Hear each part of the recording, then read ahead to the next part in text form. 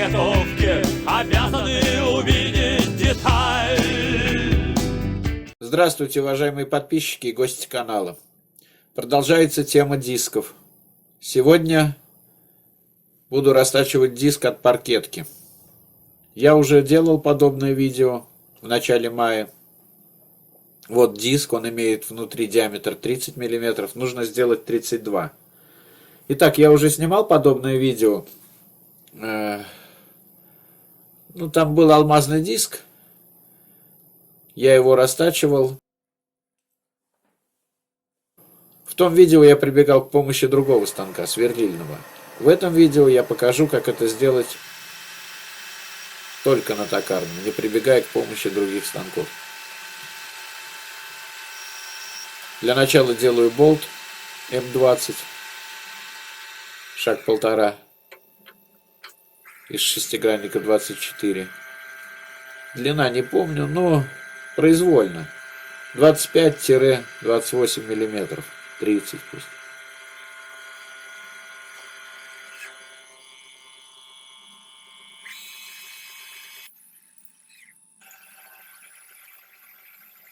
Так, болт сделан. Попутно сделал шайбу, уж шайбу не стал показывать. Шайба была наружный диаметр 34 мм. Нашел обрезок кругляка. Теперь его нужно проточить. Примерно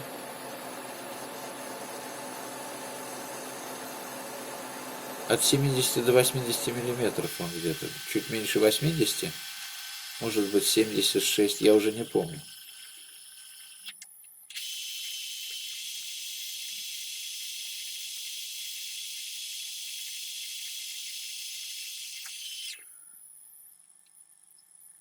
Патроны у меня имеют проточку длиной 7 мм. Ой, кулачки имеют проточку длиной 7 мм.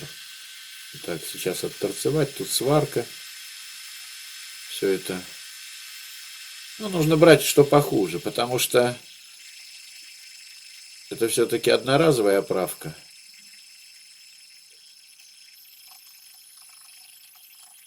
Найти вот такой обмылок какой-нибудь и с ним работать. Что сейчас нужно? Сейчас нужно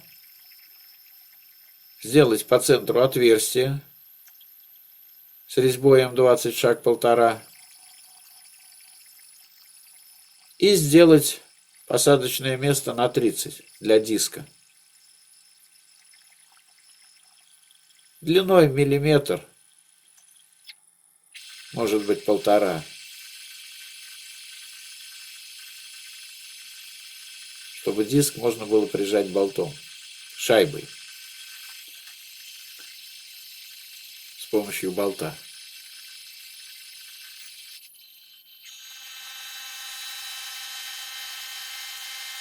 Итак, сверлим 18,5. Сегодня утром нашел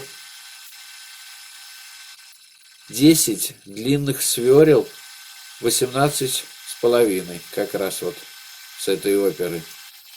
Совершенно новых, старых новых, советских. Были заныканы в одном месте. Наверное, кто-то приготовил, может быть, и может давно, может недавно, не знаю. Я их, естественно, принес в цех к себе. Даже выложил это в Инстаграм. Так, нарезаем резьбу, маслица, масленки.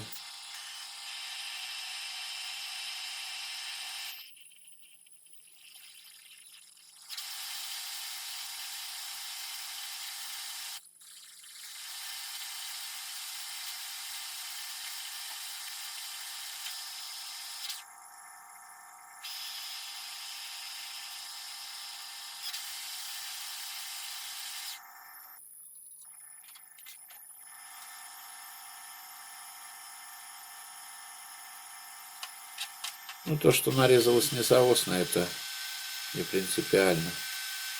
Когда нужна уж идеальная соосность, надо нарезать резцом, а потом прогнать мельчаком.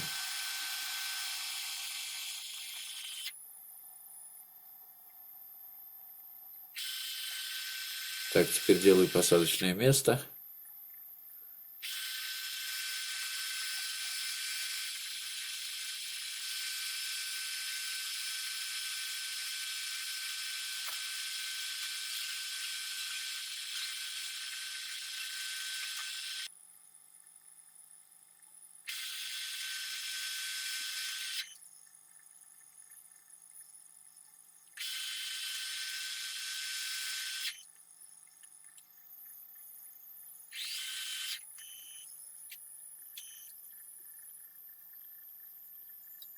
Напомню, диск имеет внутренний диаметр 30 миллиметров.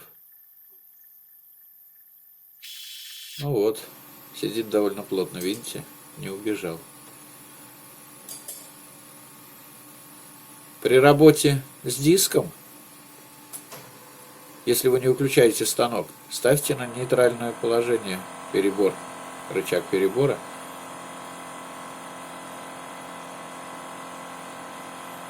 Иначе можно пострадать. Если у вас есть знакомые столяры,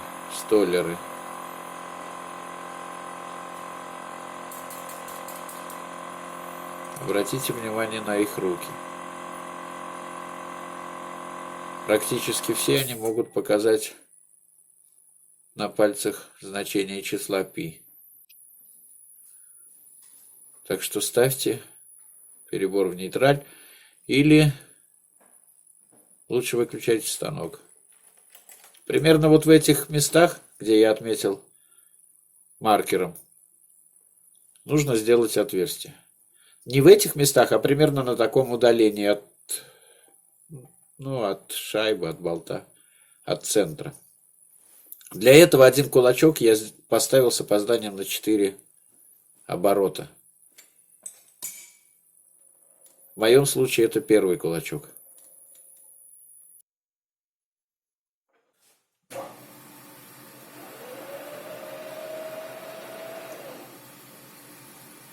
Выглядит, конечно, ужасающе.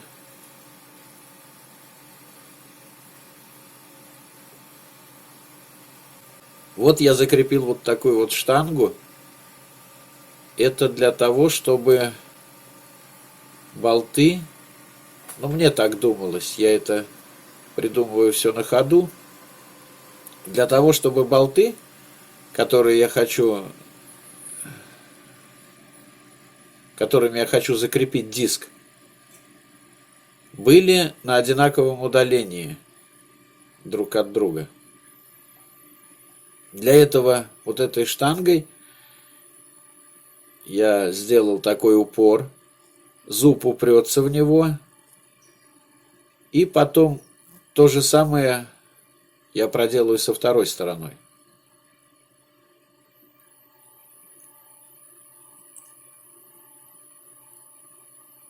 Винт поперечной подачи трогать не буду. И также запомню значение по линейке.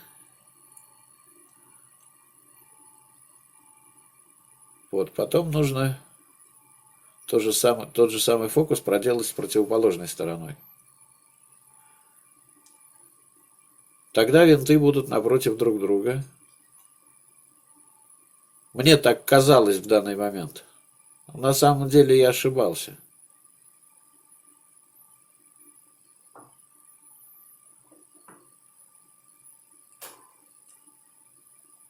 Через пару-тройку минут вы это увидите.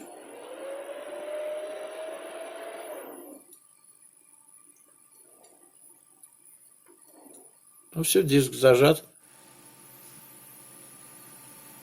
Можно... Это я написал значение по линейке.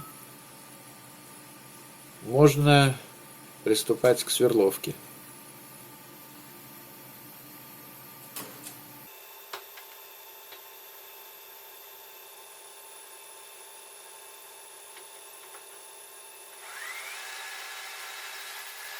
Центровка. Далее идет сверло на 8. Нет, я вас обманываю. Далее идет сверло на 6,5. Им я просверливаю диск. И уже затем сверло на 6. Удобно иметь несколько патронов. Сразу позажимал сверло. Вот, сверло на 6. Опять обманываю, сверло на 5. И резьба будет М6, который имеет шаг единицы. То есть шаг 1 миллиметр.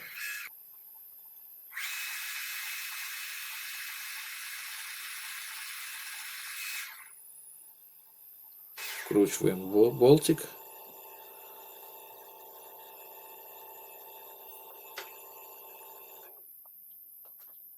И повторяем операцию с противоположной стороны. Подгоняю эту самую штангу, которую я использую в роли упора.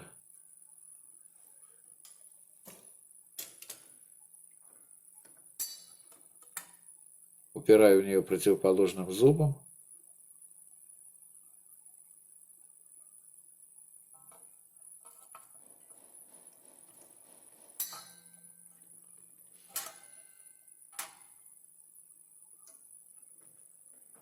Да, если вы спросите, а что, если нечетное количество зубьев? Ну, вы знаете, я как-то даже одно время работал в заточном цеху в одной компании, производящей дачные домики. Работал я не очень продолжительное время. Меня ставили там на время, когда основные работники уехали в отпуск. И затачивал я, в числе прочих, вот такие пилы. Был итальянский станок, вводилось количество зубьев, компьютер. И он затачивал. Так вот, мне ни разу не попадались диски с нечетным количеством зубьев.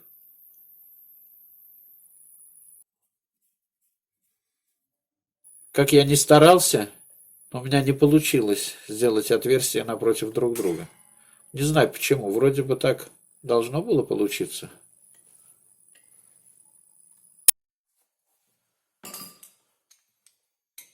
Теперь можно центральный болт выкрутить.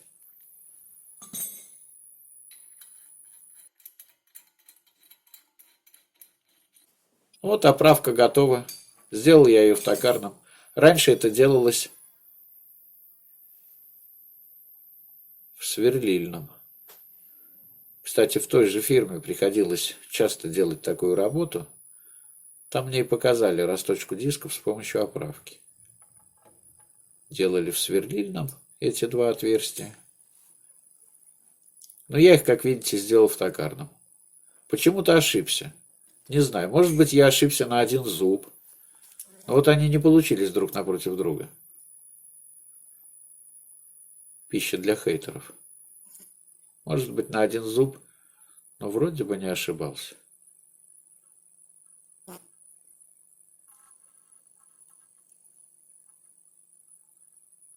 Ну, дальше уже дело техники. Рассверливаю на 28 и растачиваю на 32.